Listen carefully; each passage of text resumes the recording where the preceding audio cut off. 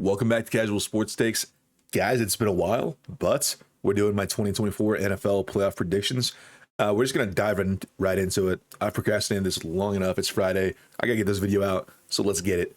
Kicking things off, we have the Steelers at Buffalo, probably my least most anticipated matchup of the weekend, but should be an interesting game nonetheless, just because of the snow aspect. There's supposed to be like a foot of snow out there in Buffalo.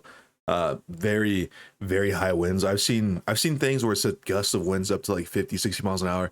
I'm not sure if that's actually true, but it should be a crazy game if those are the environment that they got to play in. So I'm going to keep it pretty simple here, guys. It's Buffalo at home against the Steelers. I don't think the Steelers with Mason Rudolph are going to put up much of a fight considering TJ Watt is out. So I'm going with Buffalo. And then kicking things off with Miami, Kansas City for the first night game of the weekend. Let's see here. I was going back and forth, but now that I'm thinking about it, I don't know why I was, because I'm pretty sure this is Kansas City all day, pretty easily. Miami, I don't see them personally. They don't play well in the cold. I don't think they're gonna play well with a negative 20-degree wind chill or whatever it's supposed to be. Their run game, I would say, is better, but Pacheco is still really good. And ultimately, it's Mahomes and Andy Reid in the playoffs. So, got to put my trust in them. And with how banged up that Miami team is, honestly, I don't think it's bad. Or I don't think it's a bad look for them to get bounced by the Chiefs in Arrowhead in round one, considering the conditions. So, yeah, give me the Chiefs. Then we got Browns-Texans, first game of the wild card weekend. I'm actually taking the Texans here. I've seen a lot of people, I think I'm in the minority here. I think it's like it's not 50-50. I think it's like a 40-60 split. 60% of people think the Browns are going to take this one. It's from what I've seen personally. I think it's just a little bit more people believe in the Browns. Not sure it's Joe Flacco they believe in as much as, that has been somewhat of a meme going into this wild card weekend. I think it's just the Browns defense ultimately. And CJ Stroud's first playoff game, you never know how he's going to look. I personally... That Colts game was technically his first playoff game, in my opinion. Obviously, a win in your end situation. So he played well there. I don't see why his production is going to fall off for what it's been the rest of the season. Sorry, I just blanked out. And I'm going to take the Texans. Just, I'm not sure why. I'm just kind of feeling it in my loins. And then this one's interesting, okay? First NFC game. It's the Green Bay Packers taking on my Dallas Cowboys. I don't see the Packers winning this game. When I use my brain, I don't see it. But when I think about it, like really think about it, it scares me. Apparently, the Packers haven't lost at AT&T Stadium. We don't beat them in the playoffs. We actually just don't beat them, period. We didn't beat them last year on the road.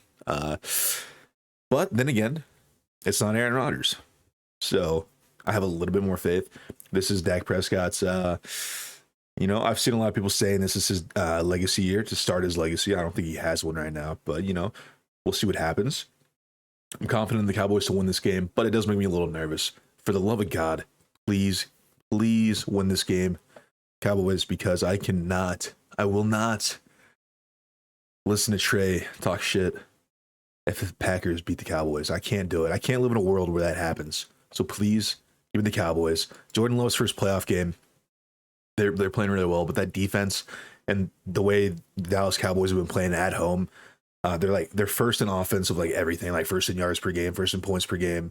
I don't know. They're just, Dallas is actually the best team in the league at home, and I don't understand how it works like that, because then they go on the road and they're like below average. They're subpar. No idea how it works. They're lucky to have the 2 seed and to have potentially 2 to 3 home games. But first, we got to get past the Packers and Jordan Love, who's playing really, really well right now, like the best quarterback in the league since week 11. So it's going to be tough. I don't think it's going to be a blowout. I've seen a lot of people saying that. I think the Cowboys got their hands full, but we shall see. Then we have probably, besides, Packers Cowboys, I think my most anticipated game of the weekend, we got the not the Chargers. They did not make the playoffs.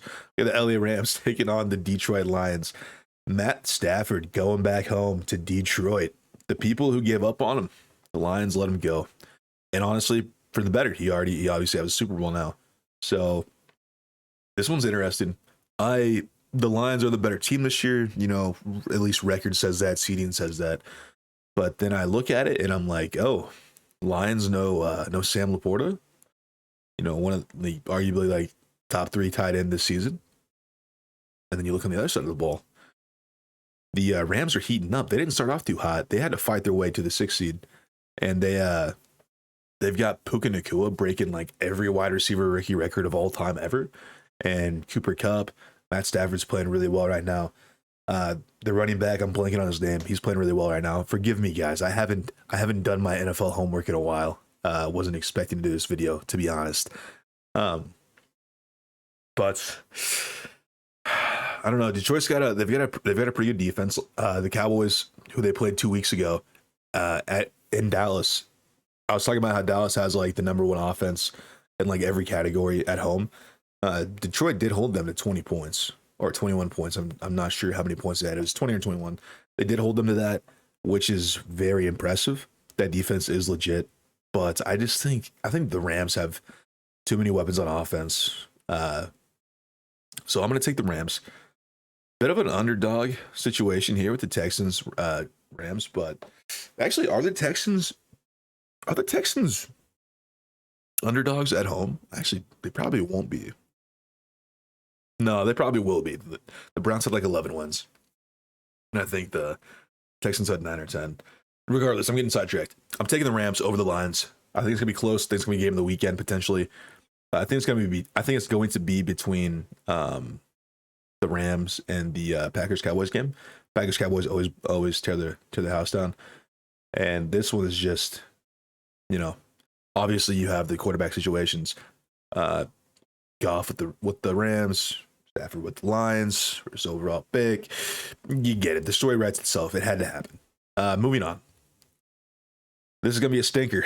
I'm calling it. You have the tanking Eagles, the Eagles who, and by the way, I'm a Cowboys fan. This it's been beautiful to watch on my end, but it's been fascinating to watch. They're the first team to start 10-1 and not end the season with 12 wins. And that is obviously including most of those years where most of the teams only had 16 games to do it in, and they had 17. So yeah, that is it's quite the feat. It's quite impressive how they managed to have a downfall that bad, where they ended their season 11-6. I'm not really sure how they did that. Apparently, Nick Sirianni's on the hot seat. I'm sorry, I'm kind of just talking right now because I haven't talked about this stuff in a long time. So there's a lot to cover, and I'm not really doing a long video. So I'm starting to ramble, and I need to chill. But taking on the Tampa Bay Bucks, I say this matchup's going to be bad in my opinion, or just not very good, kind of boring, because, like I said, Eagles' downfall is occurring. They're not playing well, and Tampa just won the division by scoring 9 points on the Panthers. Yeah, I don't know how I feel about this matchup. It's in Tampa Bay, so you would think the edge goes to the Bucks, but the Eagles should be far and away the better team. This should be like the Cowboys-Bucks game last year in the playoffs, wild card round, where the Cowboys absolutely stomped them, and they had Tom Brady, and now they have. Ignore this, please. No boobs on my stream, unless they're mine.